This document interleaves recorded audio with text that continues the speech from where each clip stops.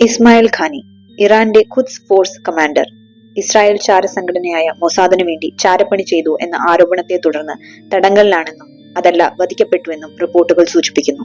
The man with 9 lives എന്ന് വിശേഷിക്കപ്പെട്ടിരുന്ന Qaani പല പ്രമുഖ നേതാക്കളും കൊല്ലപ്പെട്ട ബോംബ് സ്ഫോടനങ്ങളിൽ നിന്നും തലനാഴിലേക്ക് രക്ഷപ്പെട്ടതാണ് ഇപ്പോൾ അദ്ദേഹത്തിന് തിരിച്ചടിയായത്.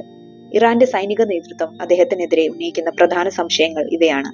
2024 ജൂലൈ ഹമാസ് നേതാവ് ഇസ്മായിൽ ഹനയ്യ കൊല്ലപ്പെടുന്നതിന് നിമിഷങ്ങൾക്ക് മുന്നേ ഖാനി ആ കെട്ടിടത്തിൽ നിന്നും പുറത്തു കടന്നതായി പറയപ്പെടുന്നു. സെപ്റ്റംബറിൽ ഹിസ്ബുള്ള തലവൻ ഹസൻ നസറുള്ള കൊല്ലപ്പെട്ട ബങ്കറിൽ നിന്നും അദ്ദേഹം നേരത്തെ ഇറങ്ങിപ്പോയതായും പറയപ്പെടുന്നു. ഏറ്റവും ഒടുവിൽ 2026 ഫെബ്രുവരി 28 അയത്തുള്ള ഖമേനി കൊല്ലപ്പെട്ട ആക്രമണത്തിന് തൊട്ടു മുൻപ് ഖാനി അവിടെ നിന്നും മാറിയിരുന്നതായും പറയപ്പെടുന്നു. ഖമേനിയുടെ കൃത്യമായ ലൊക്കേഷൻ വിവരങ്ങൾ ഖാനി മൊസാദിന് കൈമാറിയെന്നാണ് പ്രധാന ആരോപണം. ഖമേനി മരിച്ചു കിടക്കുന്ന ദൃശ്യങ്ങൾ പോലും ഒരു മൊസാദ് ഏജന്റ് ഇസ്രായേൽ പ്രധാനമന്ത്രി നെതന്യാഹുവിന് അയച്ചു കൊടുത്തതായി റിപ്പോർട്ടുകളുണ്ട്.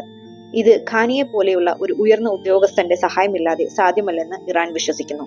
ഖാനിയെയും സംഘത്തെയും നിലവിൽ കടുത്ത ചോദ്യം ചെയ്യലിന് വിധേയമാക്കുകയാണ്. അതല്ല അദ്ദേഹം വധിക്കപ്പെട്ടു എന്നും റിപ്പോർട്ടുകളുണ്ട്. അദ്ദേഹത്തിന്റെ അസാധാരണമായ ഭാഗ്യം യഥാർത്ഥത്തിൽ ശത്രുരാജ്യമായുള്ള രഹസ്യധാരണയായിരിക്കുമോ? ആർക്കറിയാം.